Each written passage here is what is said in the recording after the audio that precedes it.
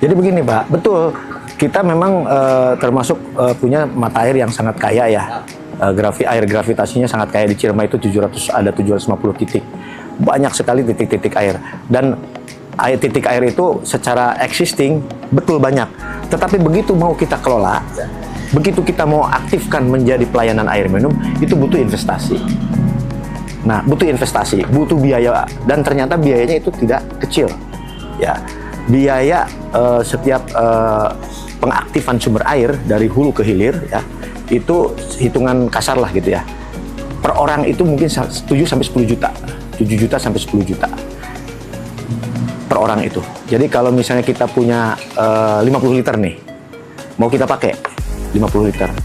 50 liter itu buat 100 orang, 5.000. Berarti 5.000 kali 10. Kali Bapak 5.000 kali 10 juta. Berapa miliar tuh? Nah, untuk 50 liter saja itu 5 miliar. Itu contoh yang Indramayu. Itu ada permintaan 40.000. Tetapi supaya itu jadi pelayanan, itu harus ada uang 200 miliar. Nah, justru persoalannya di situ. Kita kaya air, tetapi begitu mau diaktifkan, kita butuh modal. Nah, jadi artinya timbullah hambatan. Hambatannya apa? Akhirnya kita hanya akan mengelola yang sesuai dengan kemampuan kita. Ya, makanya kalau yang kita kelola untuk skala-skala kecil, pasti investasinya kecil-kecil, Pak. Yang kita mampu, ya. Kenapa kita mampunya? Karena memang kan kita dari sisi posisi usaha sekarang, pelayanan kita itu baru cakupannya itu 20%, ya. Dan itu adalah pendapatan kita. Dari 20% itu pendapatan kita. Sehingga dengan pendapatan seperti kita harus nggak bagi-bagi. Sehingga timbullah sisa investasi. Rata-rata investasi kita per tahun itu hanya punya sisa setelah setor PAD segala macam. Ya, kecuali kalau kita nggak setor PAD, mungkin kita bisa penuh. Nah, karena kita setor PAD, akhirnya sisa investasi itu hanya 3 miliar, 4 miliar. Itulah kemampuan kita. Pemeliharaan, segala macam. Jadi, untuk pengembangan pelayanan, kita, ya kalau teori nama betul Pak, banyak air. Tapi begitu mau dipraktekkan, ininya, misalnya kita punya 4 miliar. Butuh biaya buat 200 miliar ke Indramayu supaya jadi pelayanan, jadi dijual. Kita harus ada uang, berarti 200 dikurangi 4 miliar. Harus ada uang sekitar 196 miliar. Dari mana uangnya? Nah, itu PR kita. Oleh termasuk nih Pak. PR kita. Makanya itu dari sisi tadi kan karena pertanyaannya kan kita banyak air. Lalu kenapa Kenapa kita nggak ngambil orang investasi dari luar? Nah, itu jawabannya adalah itu yang sedang kita tempuh. Dan itu tidak mudah, Pak. Tidak mudah.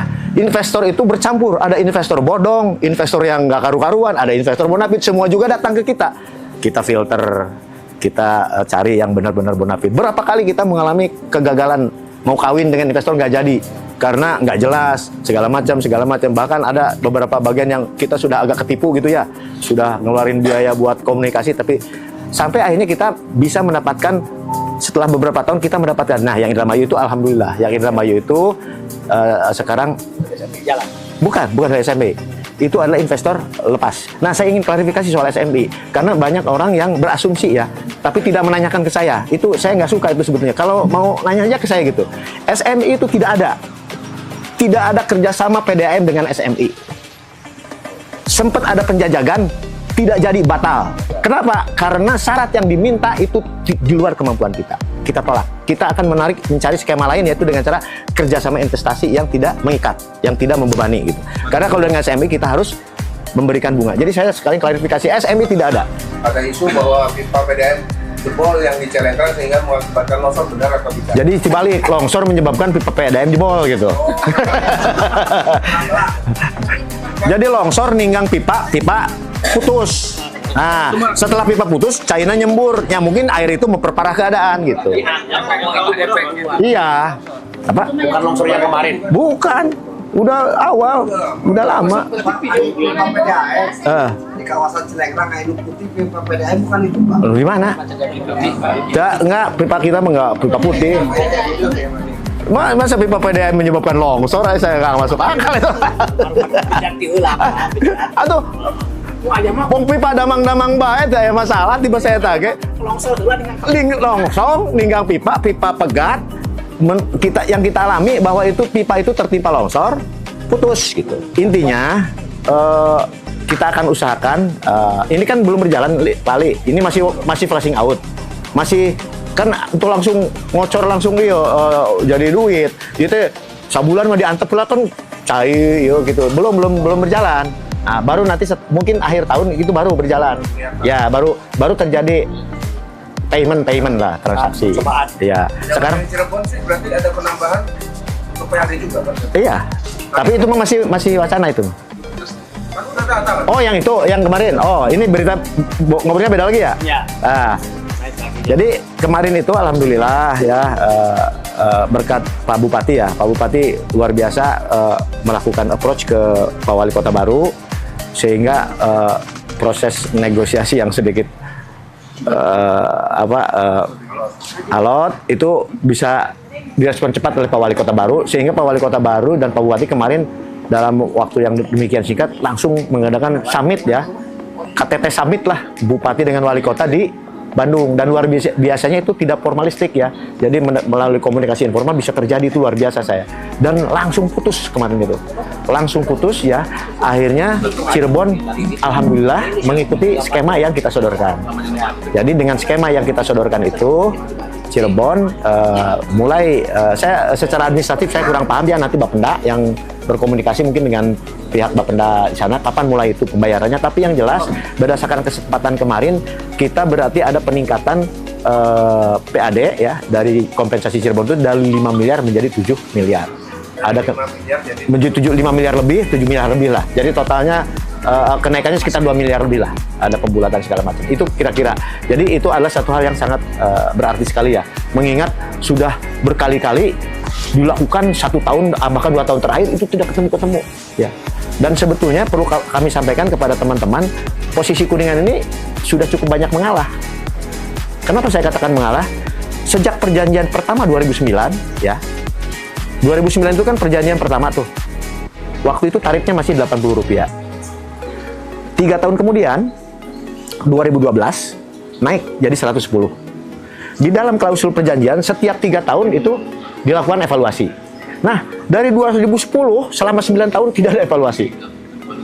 Bayangkan, selama 9 tahun berarti mestinya ada 3 kali kenaikan. Itu Kuningan, artinya Kuningan waktu itu saya juga kurang paham, tidak ngotot gitu. Padahal di klausulnya itu 3 tahun sekali. Baru terjadi lagi penyesuaian di tahun 2021. Dan di tahun itu jadi 2006 rupiah. Dari 110 jadi 206 rupiah. Nah, setelah 2021, 22 mestinya kan 2001, 2002, 2003 atau 2004 itu ada penyesuaian. Nah, itu alot. Tidak ketemu-ketemu, baru ketemu sekarang dengan angka di 275. Sebetulnya kalau kita menggunakan perhitungan kenaikan per tahun yang terjadi dari 2009 sampai 2012 dan 2021, kita itu kenaikan per tahunnya itu ada di angka 9% sampai 12%. Nah, kalau menggunakan hitungan itu, mestinya harga kompensasi kita sekarang ini itu adalah di angka 400 atau 300 lebih. Tapi kita sebetulnya sudah mengalah. Nah, dan alhamdulillah Cirebonnya setelah kita sampaikan, mereka, Pak Wali Kota terutama Pak Wali Kota yang bijak, Pak Wali Kota yang memutuskan waktu itu. Pak Bupati memberikan opsi, ya ada 3 opsi, 350 kebocoran 20, 300 kebocoran 20, 275 kebocoran 15. Akhirnya terjadilah opsi yang 275-15. Jadi itu sudah termasuk optimal lah kira-kira. Itu kan padahal Pak uangnya langsung masuk ke kas daerah. Itu karena itu G2G ya, bukan B2B. Kalau kita jual PDN jual ke PAM Cirebon itu B2B. Jadi mereka bayar ke kita, baru kitanya nanti setor ke PDA ke Pemda melalui dividen atau melalui PAD.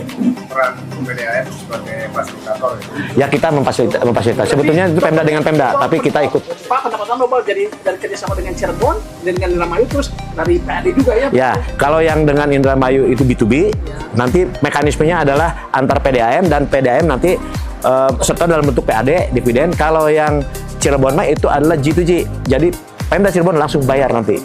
Ya. Padahal Pak Dirut itu kan dijual di Cirebon, air kita mahal sekali. Iya, mahal sekali. Wong hotel aja di kita di Kuningan itu tadi kan 13.000, 40.000, apalagi di sana. Iya, makanya.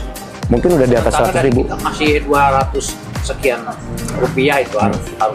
Berarti jaminan PDAM untuk masalah polemik harga air ini akan meningkatkan pelayanan. Itu adalah sebuah kewajiban yang harus saya lakukan. Itu yang dipegang. Ya, saya harus meningkatkan pelayanan dan saya akan berusaha bentuk peningkatan pelayanan yang paling terasa itu saya ingin meningkatkan kuantitas suplai air terutama di wilayah perkotaan dulu ya. Kuantitas dan kualitas. Ya, kuantitas dan kualitas tentu. Kualitas tetap kita mengacu ke Permenkes itu. Ini bertahap. Tetap. Tapi tetap bukan berarti diabaikan. Permenkes itu kita pegang karena Permenkes itu kalau tidak dipenuhi kita kena penalti Pak. BPKB itu pasti menghukum kita. Ini ada jaminannya. Ada jaminan, insya Allah. Pokoknya Itu masyarakat yang itu. Kalau siap, masalah siap. harga sih masyarakat. ya, insya Allah. Betul. Karena ini juga sebetulnya kemarin juga kita masih enggan-engganan, tapi ya kalau sudah kaitannya sedikit ada temuan-temuan BPKP kan repot juga. Sementara kita kan status kita sudah selama 5 tahun terakhir ini kan bagus terus. Iya. Kita tetap sehat, saya ingin mempertahankan itu. Dan kesehatan itu dengan cara mempertahankan standar pelayanan yang memadai gitu. Ya, Pak, penertiban pengelolaan air untuk komersil di jalur wisata gimana? Alhamdulillah, insya Allah ini sudah dengan kerjasama yang sangat kondusif ya, terutama dimotori oleh teman-teman di masyarakat ya, Pak Camat dan Kepala Desa ya. Insya Allah dalam waktu dekat ini akan segera terrealisasi lah. Jadi di sana nanti akan tertib, tidak akan ada pemanfaatan yang sifatnya punten ya ilegal gitu. Semuanya akan berbasis izin nanti. Sumber air ini ya. Kenapa bisa nggak nih untuk dari Panis ini disalurkan untuk perkuningan? Oh, itu persoalan topografis, persoalan geografis. Ya, itu sama aja ngalirkan air di Tutugan Majalengka ke Kuningan gitu. Oh, nggak bisa Ya bisa tapi mahal, nggak kaharti kena. Tidak efisien.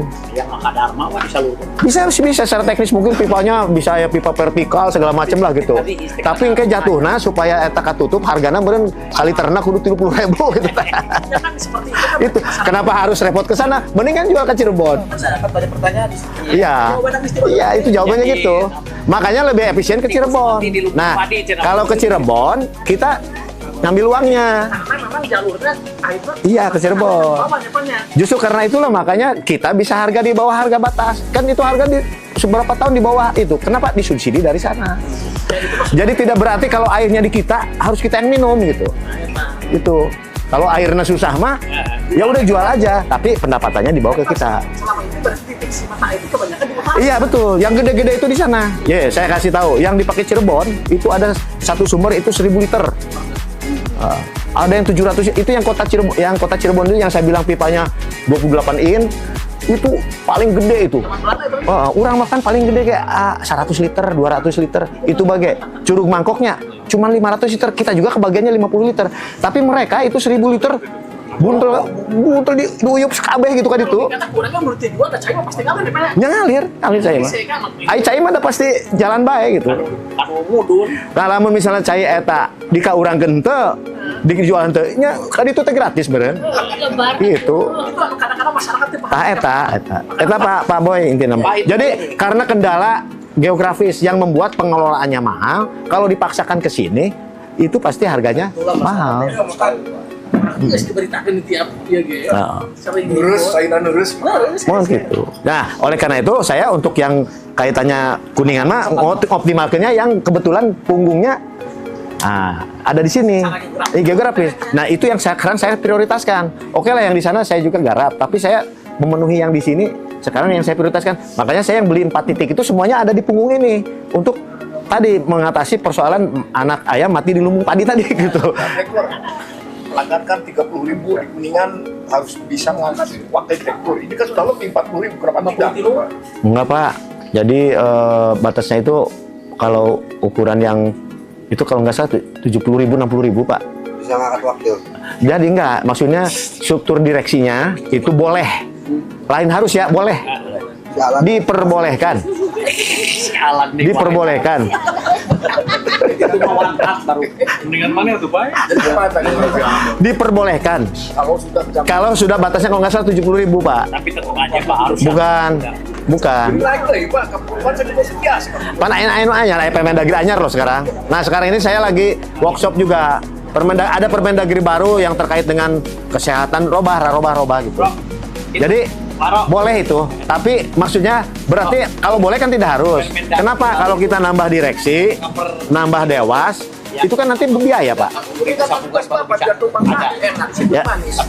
Tapi kan kalau bisa diatasi dengan struktur yang simpel, kenapa harus memperbanyak beban gitu maksud saya gitu.